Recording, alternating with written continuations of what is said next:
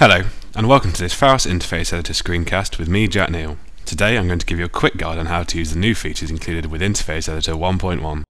The biggest addition to Interface Editor is the ability to edit controls graphically. As you can see, I have a blank page here, and now I'll go ahead and add some buttons.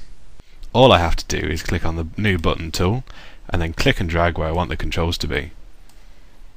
Just like so. I can do this for sliders, colour pickers, labels, keypads, and our new controls, clocks.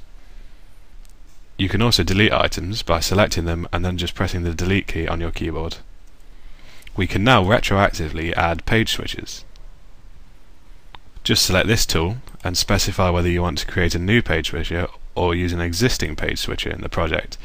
I'll go and use this existing one we have. To move or resize controls, you first need to enter the Edit Control mode. Do this by clicking this button.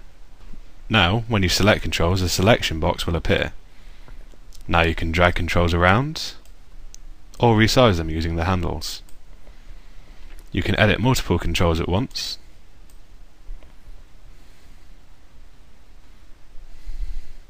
For fine editing, you can adjust the properties of an item in the Property Editor.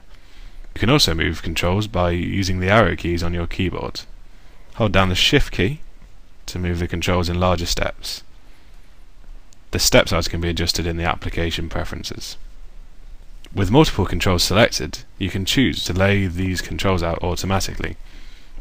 I'll go ahead and show you a few options we have here. We'll use the grid option on these buttons, and the horizontal distribution on these sliders. The grid option will lay out controls using column and row spanning just like with the original layouts.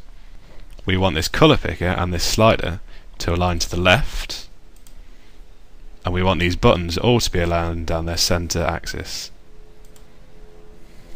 Controls that you have laid out can be copied across both pages and projects.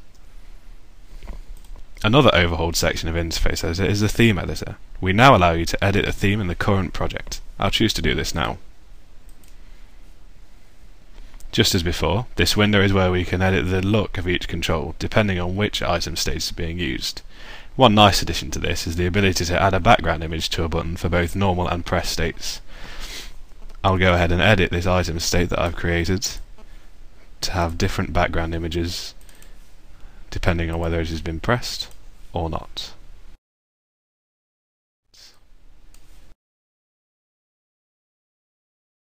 I'll now add a new button. Make it square, set its saturation to maintained, and give it a startup state of this play pause. As you can see, between clicks the button now shows a different image.